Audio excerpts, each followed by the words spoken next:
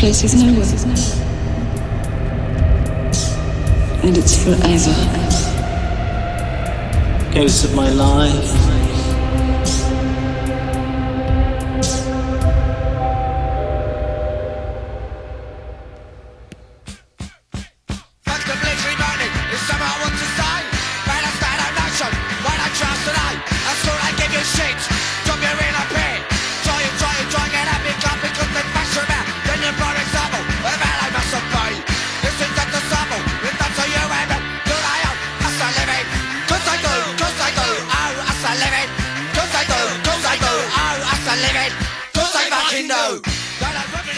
Alright.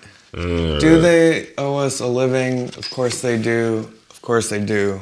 Yes. By the band Crass. Hey everybody, it's Lost Futures, a Mark Fisher podcast. Back at you. Savage Messiah, a Jordan Peterson podcast. And I'm Steven. And I'm Marlow. And we are discussing the introduction for Laura Oldfield Ford's Savage Messiah. It's called Always Yearning for the Time That Just Eluded Us. Savage Messiah is weirdly one of the most used phrases in like the English language for titling things, as we found out. I initially thought it was a movie. Yeah, because there's a 2002 movie that's bad that's called Savage Messiah.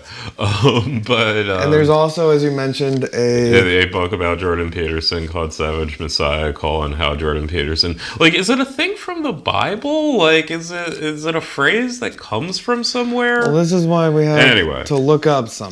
In this particular instance, Savage Messiah refers to a zine that was printed in London from 2005 to 2009, and then later collected into a book by Verso in 2011, written by and created by Laura Ford, who was a painter and photographer and general artist who was capturing a, quote, London in transition. You know, as this is just in the article I was just reading, like it came out more or less 2005, which is like right when the 2012 Olympics were announced. It was also the year of the subway bombing in London. So it's also around the same time that Children of Men came out, which if you read Capitalist Realism, 2006, interestingly, also references the 2012 Olympics in London, where he's wearing the London 2012 thing and it's pretty nicely symbolic of what they saw coming, I guess. Yeah. And a lot of this essay is reflecting on how London is changing. And to start out, I think we need to go back a little bit and say, hey, we're in chapter 3. In chapter 3 out of 3. This one is called A Stain of Place. I believe it's the stain of place. Yes. And the stain of place, what does that mean? Well, the answer comes in this essay because he uses that. Haunting is about a staining of place with particularly intense moments of time, is a quote from this that I underlined. And he's linking here hauntology to setting.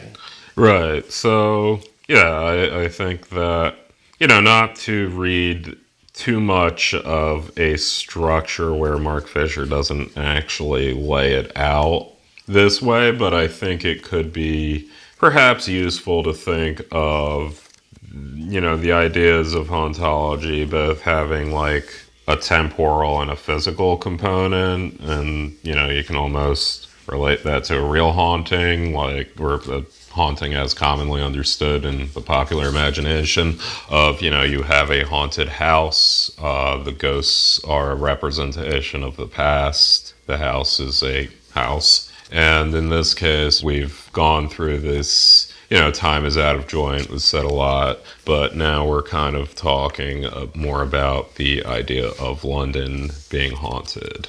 What better place than a punk anarcho collective zine that came out about 10 years after those were in more of a thing. Yeah, like listener, I'm sure you've seen these zines before. It's kind of commonplace in any urban environment. I don't know that I'm sure I've seen this. Yeah, they're like... I mean, I've seen a zine, like, actually at an anarchist bookstore on the shelf. I don't know that I've seen, like, I don't know. They're around if you know where to look for them. They get handed out at events and stuff. Yeah, so Savage Messiah is one of those. Yeah, and I mean, going back to the origins of punk, like in the 70s, you had cheap access to mimeographs. You started to have some people with office jobs who even might have gotten access to a Xerox. And it was sort of a early alternative media format before really the internet.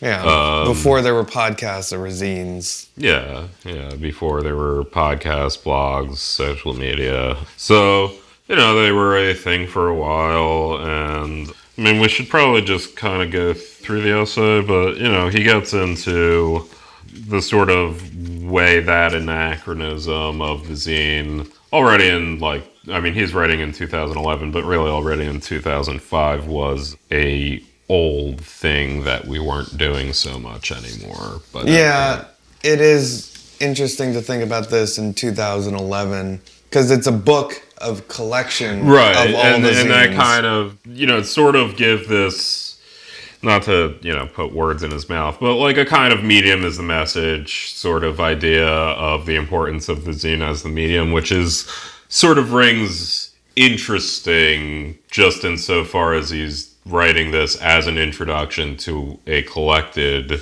set in a book that is obviously a different medium and format than the original zine. That was very highly regarded. It was put on like the #1 books coming out in 2011 by multiple people. Yeah.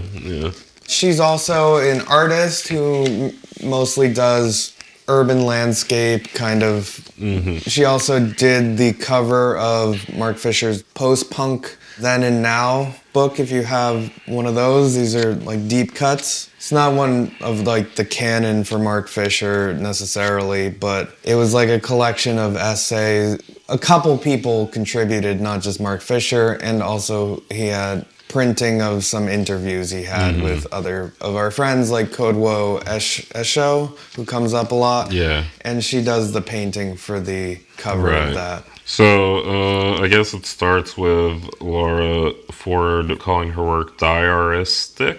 I feel like that's supposed to be diary. Yeah, of her having to do with diaries, I think is what that means. Yeah. If Savage Messiah is diaristic, then it is also much more of a memoir. Yeah, that does make sense. It's representative of the old London as it is sublated into the new, as it is kind of subsumed and become a part of the new. The decaying fabric, this unknowable terrain, has become my biography. The euphoria, then the anguish, layers of memories colliding, splintering, and reconfiguring. She's got her perspective about her own work that she's, like an artist, she's giving kind of an artist statement in a lot of this about what she thinks her work represents. And she actually pushes back a lot later in the essay on some of the ways characterized. Right. Okay, so compares it to the punk culture. She began producing in 2005, 8 years into a new Labour government that had consolidated rather than overturned Thatcherism. And I thought that was really insightful. To go on, the context is bleak. London is a conquered city. It belongs to the enemy. This is contrary to the way that liberals think about New Labour and the way they think about Democratic Party. And also just the notion of progress. I mean, the same thing happens in New York around the same time, pretty much.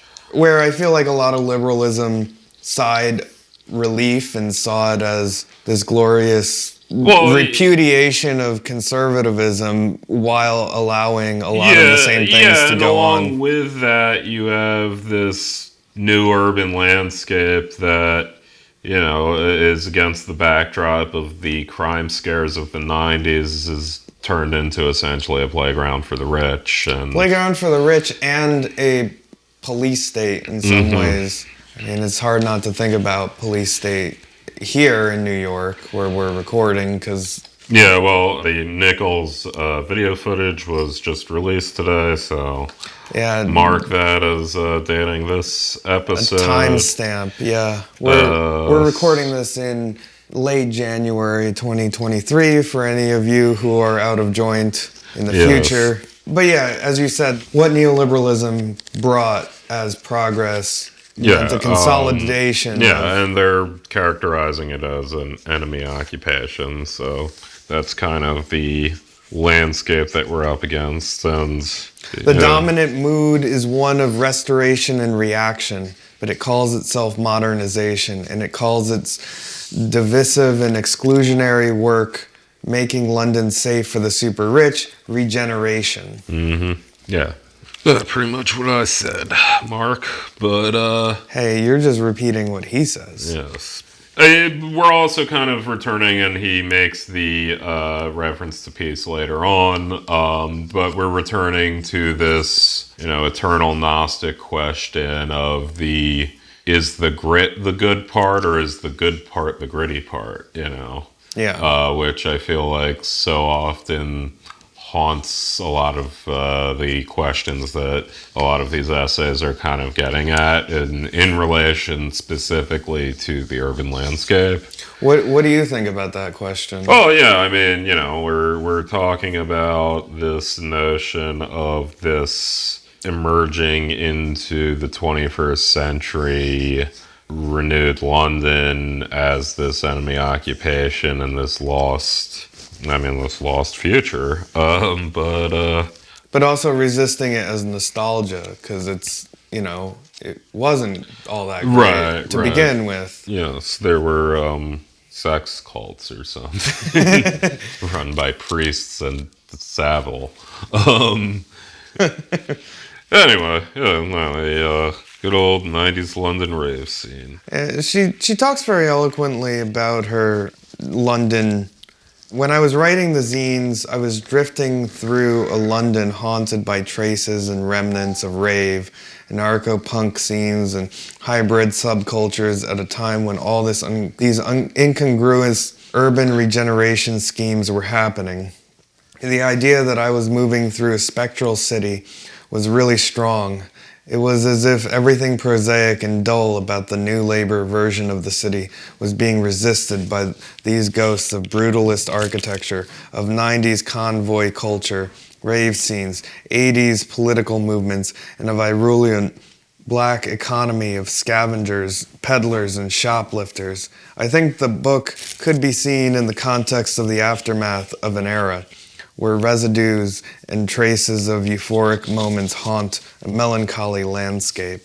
Yeah, they keep bringing up London 2012, and I do now think about Children of Men, where he's going through, he has the sweatshirt or the shirt that's London 2012, and there was also an essay I read in a hauntology journal, zine, Psychic Albion, which had a similar artist as Ford giving an interview, and he talked about how much parts of London had changed after and during the rejuvenation or regeneration from London 2012. And it does seem like a landmark thing in gentrification for the city. So being Mark Fisher, he does in fact tie this to politics. He's not just some little artsy boy. This quote's worth reading in full because it's kind of, where is this all going? Space is indeed the commodity here, a trend that started 30 years ago and intensified as council housing was sold off and not replaced, culminated in insane superinflation of property prices in the first years of the 21st century. If you want a simple explanation for the growth in cultural conservatism,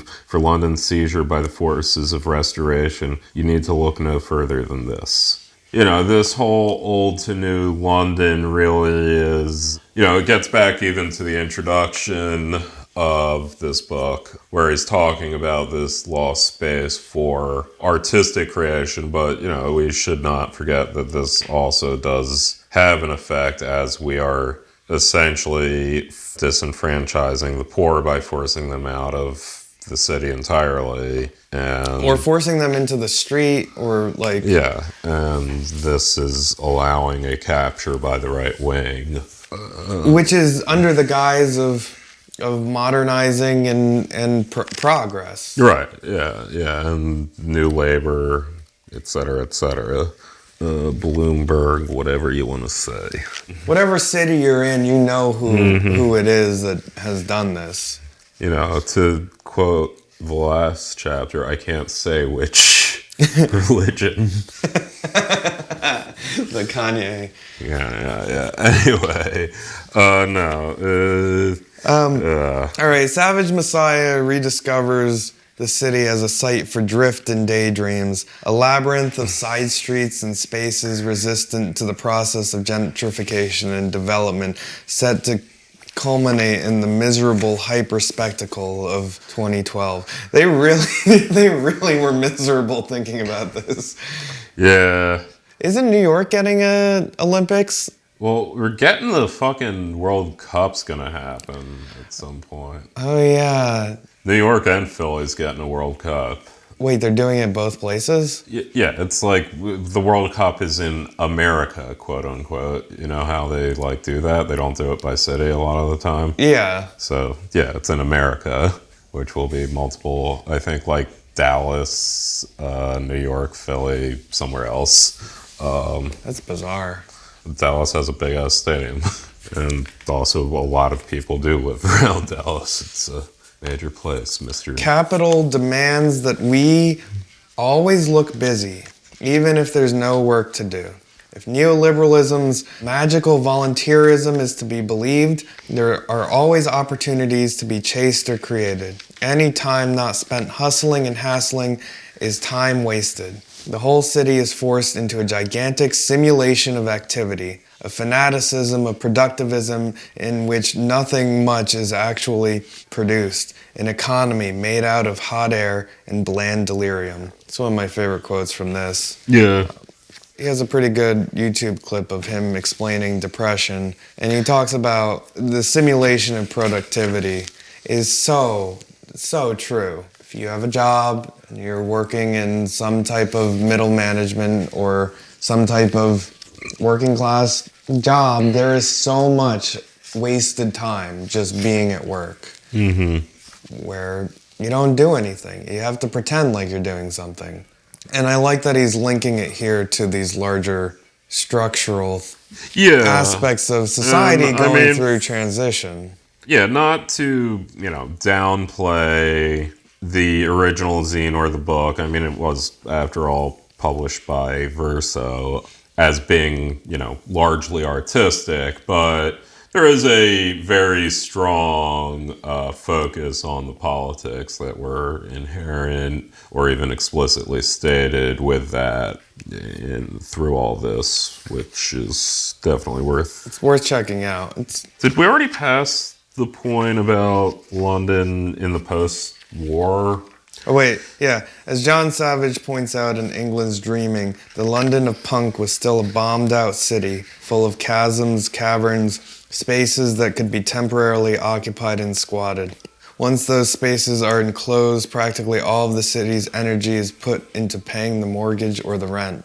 There's no time to experiment, to journey without already knowing where you will end up. Your aim and objectives have to be stated up front. That quote I thought was interesting. I mean, one, there's a very almost David Harvey Marxist argument you could make about what he's saying as a form of primitive accumulation. Namely, I mean, he used the word enclosed, which brings to mind enclosure, which was essentially the English nobility in the 19th century deciding to all become capitalists, which required them to cordon off old entire villages and shit that was on land they owned and like common spaces and use that for sheep grazing, which left the former peasant class that lived in those villages with nothing to do other than to move to London and work in a factory. And it's very much a similar process where the conditions of World War II created essentially a large array of commons of, non-commodified space, because the investments to re-commodify that space after it was suddenly destroyed was no longer there. And through the 70s, 80s, 90s, and 2000s, you have the process of really progressively taking that space back by the capitalist class, and what before allowed for almost a modern peasantry of punks who could squat in a place and create art and do things, suddenly that was taken away as well. Yeah, back to the capitalist class. Yes. Also the imagery and the way it just, for me, kind of invokes the game Disco Elysium and the setting there as being this very post-war setting as well. And within that, these working class, both desperation but also culture. We haven't talked about, can you give the listener Disco Elysium in a sentence or two? Yeah, I mean, it is also interesting because it is also, it's a video game, but it's a video game in a genre that also is a bit anachronistic for when it came out, being a very old style CRPG that almost borderlines on a point-and-click adventure, taking place in this fictitious city, but this very living and real city that has a lot of these same thematic ideas of what is a place, what is the past, what is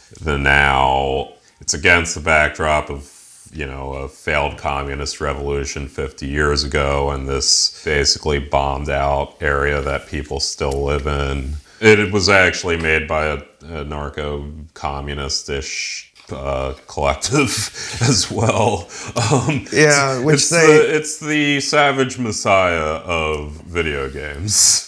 Yeah, and they mention anarcho-punk collectives in this throughout because it does have a very anarchist bent. Like, zines are very much... Oh, yeah. I mean, it was... Newspapers were for the communists, and the anarchists made zines. Exactly. They mentioned the band that we played at the beginning, the anarcho-punk collective Crass. Yes. And the entire aesthetic is meant to evoke this feeling of the 80s, even though it was made in 2005. The anarcho-punk look was everywhere, totally emptied of its radical critique. It seemed important to go back to the moment of the late 70s and early 80s to a point where there was social upheaval, where there was riots and strikes, exciting cultural scenes and ruptures in the fabric of everyday life. The return to the post-punk moment is the route to an alternative present, yet this is a return only to a certain ensemble of style and methods. Nothing quite like Savage Messiah actually existed back then. So it is, in some ways, like looking back to look forward. That initially was a quote by Ford, and then Fisher's commenting on it. He compares it to cut-up style of William Burroughs, a gigantic unfinished collage, and a lot of situationist aesthetic, cutting out the newspapers and posting it on just the letters to make the style. Yeah. And that was like the Dada surrealist kind of thing from the 30s that then the punks in the 1980s kind of, like, most famous one is the Sex Pistols, right? Yeah. God Save the Queen. Yeah. That is kind of haunting the Savage Messiah kind of reality. They keep mentioning the miners' strike. Can you give me like a little background on why the miners' strike was so important? He brings it up in Capitalist Realism as well, where it was a moment where everybody saw, like, the mask was undone in the 80s of what they really meant by progress, which is to destroy labor movements. My general understanding is simply that the Welsh coal miners had one of the more powerful unions, and it was more or less their strike was broken by Thatcher. I don't know the exact nature of it. Was generally seen as a huge defeat for labor and kind of Rubicon of marching neoliberalism in the same way that the air traffic controllers strike was in the United States, except more so because England still had more of a fucking union culture than the US in the 80s. Yeah. I couldn't really speak with any expertise beyond essentially that. Good quotes in here. It's adapt or die, and there are many different forms of death available to those who can't pick up the business buzz or muster the requisite enthusiasm for the creative industries. 6 million ways to die. Choose one. Drugs, depression, destitution. So many forms of catatonic collapse. In earlier time, deviants, psychotics, and the mentally collapsed inspired militant poets, situationists, rave dreamers. Now they're incarcerated in hospitals or languishing in the gutter. Man, way to lift us up, Mark. Your optimism. Speaking of which, he says, still the mood of Savage Messiah is far from hopeless. It's not about caving in, it's about different strategies for surviving the deep midwinter of Restoration London. People living on next to nothing, no longer living the dream, but not giving up either. 5 years since the last party, but he held his plot, scavenging for food like a Ballardian crash victim. You can go into suspended animation, knowing the time is not yet right, but waiting with cold reptile patience until it is. Or you can flee dystopian London without ever leaving the city, avoiding the central business districts, finding friendly passages through the occupied territory, picking your way through the city via cafes, comrades' flats, public parks. Savage Messiah is an inventory of such routes, such passages, through territories of commerce and control. I don't know what to add to that. It's really good. It's almost mournful when I read it out loud. It's mournful. It's kind of saturated in this. But yeah, and also, I mean, those of you familiar with Mark Fisher are familiar with the writing style of saying hopeless stuff and then saying it's not hopeless. It's a classic Mark Fisher trick. Yeah. Classic little... It's whimsical ways of... Yeah, no, it just kind of... It's like, you do that all the time, dude. Yeah, the mood is far from hopeless. Let me then list off the most hopeless shit possible. Yeah. Then he gets into the music. The music is all music that neither one of us really likes. Yeah. I mean, I like it more Yeah, than you like Throbbing Gristle. I like Throbbing Gristle. I like Japan. ABBA's fine. Gig posters from 30 years ago. Half-forgotten haircuts. Man, yeah, it's very... He's very much, I feel like, just describing what the zine looks like. Yeah. There's punk imagery. It's a punk zine. It has punk imagery in it. I'm saying that as Mark Fisher more poetically. But yeah, that's what's in there. Right? You know what punk imagery is? You know that, that Sex Pistols shit with the fucking letters? Yeah, it's in there. Well, yeah, I brought it up in one of my essays about Good Charlotte, which I have to go on a podcast to talk about because they use the situationist Dada in their music video for Lifestyles of the Rich and Famous to kind of, in a very pop way, evoke the punk of the past while being the most corporate sounding band in the world. Yep. He's going on a Good Charlotte fan cast, home of the #1 people who love Good Charlotte, because he wrote, at this point, the longest essay anyone has written about Good Charlotte. Yep.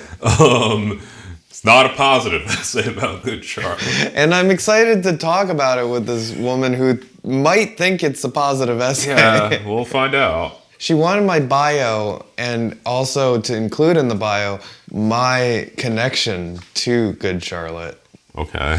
Which I'm scared to write. I'm scared to write it. Well, to get to what you were saying, Savage Messiah is also about the relationship between music and place. The zine is also a testament to the way in which the sensitive membranes of the city are reshaped by music.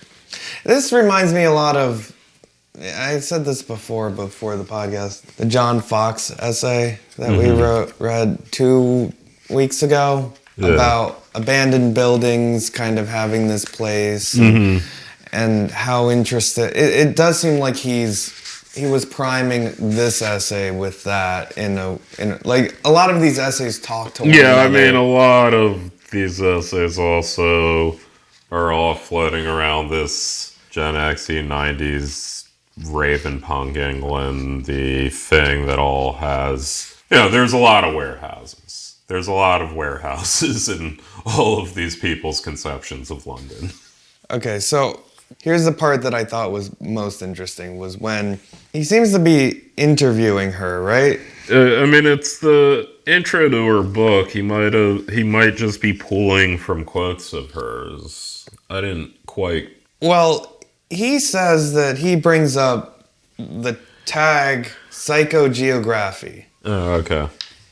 And superficially, the obvious tag for Savage Messiah would be psychogeography, which is the study of the influence of geographical environment on the mind or on behavior, and also the geographical environment of a particular location. That's why Southern Europeans are hot-headed and hot-tempered. She gets kind of mad at that. Yeah. She says, I think a lot of what is called psychogeography now is just middle-class men acting like colonial explorers, showing us their discoveries and guarding their plot. Yeah, I mean, I think it's just like that kind of like, oh my God, I feel like ever since I moved to New York, I'm like a new person. Oh man, I just, we people in New York just think about things differently. You know the type. Yeah. There's a type she's talking about. The kind of vacuous, almost naive way of and also seeing yourself in a place and then... Yeah, and also like try to claim some level of shared experience because you popped up in a place that people have lived at their entire lives, and oh my God, it's so New York. Yeah. It's so London. And then she talks about her own experience. I've spent the last 20 years walking around London and living here in a precarious fashion. I've had about 50 addresses. I think my understanding and negotiation of the city is very different to theirs. So the men. Yeah, so I guess the open question would be, is she rejecting the notion of psychogeography as playing a part in her work as such, or does she just not like the way that it's applied?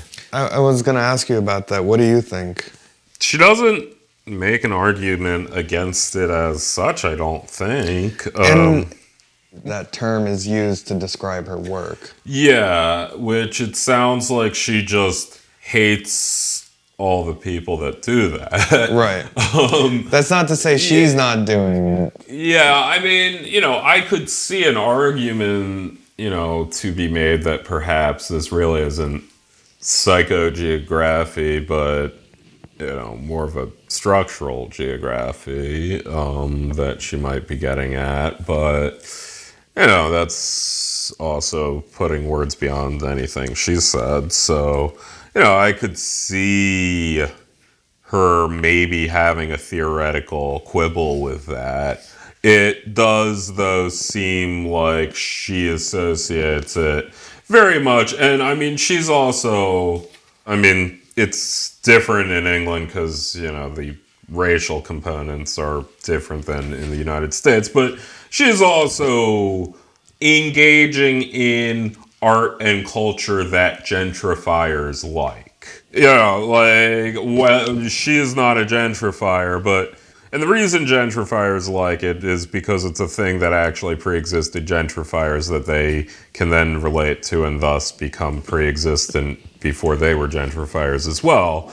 But, she is very much the quote-unquote native who is trying to stake her claim to this art and culture against the vein of gentrifiers who also typically like 70s and 80s punk aesthetic, at least in the 2000s in London. They sure shit did, I assume, if they were anything like fucking New York. So that's like another element of this. So I feel like a lot of the, at least from that quote, the notion of psychogeography just for her is so terribly tainted with this set of just like these people who are just like, oh my god, I discovered what living in a city is like. Yeah, and I recently went to a museum. It was at MoMA PS1. It was free. Yeah. And the exhibit was Life Between Buildings. Mm-hmm. And basically, you walk through and a plot of land, that was, that somebody wrote some long essay about and how important that plot of land was between the buildings, and pictures was featured prominently at it. And it just seems like someone documenting. Yeah, I mean, and neither one of us have actually, we didn't get the book Savage Messiah, we have not picked up any zines of Savage Messiah. It wasn't super easy to find Savage Messiah shit online, but also I didn't look too much. But yeah, so I don't want to like assume I know what this is necessarily like. I've seen, some pools of her artwork. I've read like an interview she did other than this. But to your point, that exhibit between Life Between Buildings was very much something that gentrifiers like to look at. Oh yeah. No, and I mean people been doing fucking let me document the punk culture since like 1978. Like, I mean, people have been doing that fucking like, look at my collage of black and white pictures of a bunch of like kids living in a fucking annex somewhere. That kind of stuff's been going on for, ever. But my question is, do you feel like that takes away from the project itself, or is it? I mean, the whole time I've been recording this, I've just been thinking, man, really hope she never hears this episode.